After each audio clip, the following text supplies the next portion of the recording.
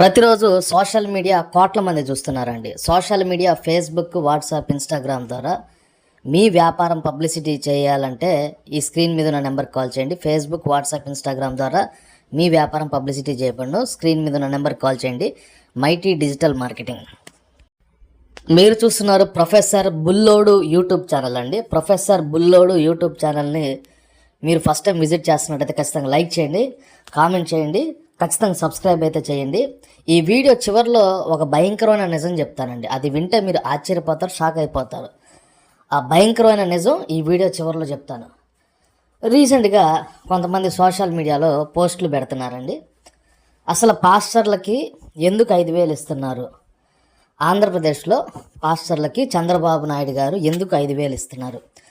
చంద్రబాబు నాయుడు గారు పాస్టర్లకి సుమారు ఒక 8,000 మంది పాస్టర్లకి 5,000 రూపాయలు శాంక్షన్ చేశారు.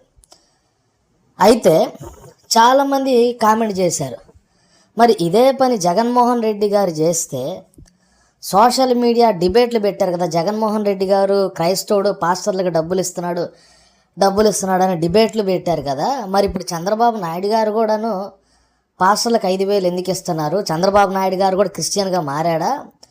ఇదే పని జగన్మోహన్ రెడ్డి చేస్తేనేమో క్రైస్తవుడు గొర్రెబిడ్డను ముద్ర వేశారు. మరి అదే పని మన నారా చంద్రబాబు నాయుడు గారు కూడా చేస్తున్నారు. నారా చంద్రబాబు నాయుడు గారు కూడాను ఆంధ్రప్రదేశ్లో పాస్టర్లకి 8,000 మంది పాస్టర్లకి 5,000 చొప్పున ఆయన శాంక్షన్ చేశారు. కావాలంటే ఆ వీడియోలో మీరు యూట్యూబ్లో కొట్టండి. అయితే మరి జగన్మోహన్ రెడ్డి గారు చేస్తే అందరూ నోళ్ళు తెరుచుకొని పెద్ద పెద్దగా అరిచారు కదండి. మరి చంద్రబాబు నాయుడు గారు కూడా పాస్టర్లకు 5,000 ఇస్తున్నారు కదా, మరి ఇప్పుడు ఎందుకు ఒక్క నోరు కూడా మెదలట్లేదు అని అంటున్నారండి. చాలా జాగ్రత్తగా నేను చెప్పే విషయం చాలా జాగ్రత్తగా వినాలి. జగన్మోహన్ రెడ్డి గారు పాస్టర్లకి 5,000 ఇవ్వటమే కాదు, ముస్లింలకు కూడా ముల్లాలకి ఆయన డబ్బులు ఇచ్చారు. సో మన నారా చంద్రబాబు నాయుడు గారి ప్రభుత్వంలో కూడాను పాస్టర్లకి ముస్లిం ముల్లాలకు కూడా డబ్బులు ఇస్తున్నారు. సో ఇక్కడ పాయింట్ ఏంటంటే జగన్మోహన్ రెడ్డి గారు క్రైస్తవుడా, చంద్రబాబు నాయుడు గారు క్రిస్టియానిటీకి సపోర్ట్ చేస్తున్నారు. మీకు ఇంకొక విషయం, జగన్మోహన్ రెడ్డి గారి కంటే చంద్రబాబు నాయుడు గారు క్రిస్టియానిటీకి ఎక్కువ సపోర్ట్ ఇచ్చారండి. ఎస్, మీరు విన్నది నిజమండి.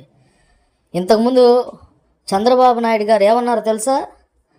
ఇది చెప్తే మీరు ఆశ్చర్యపోతారు. క్రిస్టియన్స్ అందరినీ కూడాను ఎస్సీలో కలపాలన్నారండి చంద్రబాబు నాయుడు గారు. మీకు అర్థమైందా పాయింట్? దళితులు ఎవరైతే క్రైస్తవులుగా ఉన్నారో వాళ్ళు బీసీసీ సర్టిఫికేట్ ఇవ్వకూడదు, వాళ్ళను కూడా ఎస్సీలో చేర్చాలి అని మన నారా చంద్రబాబు నాయుడు గారు అసెంబ్లీలో డిమాండ్ చేశారు. క్రిస్టియానిటీ కోసం పోరాడారు చంద్రబాబు నాయుడు గారు. ఈ విషయం ఎంతమందికి తెలుసు? చంద్రబాబు నాయుడు గారు ఏమన్నారు?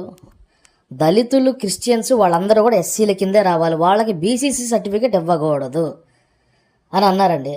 ఇప్పుడు చెప్పండి, చంద్రబాబు నాయుడు క్రిస్టియానిటీకి ఎక్కువ సపోర్ట్ చేసింది జగన్మోహన్ రెడ్డి గారా?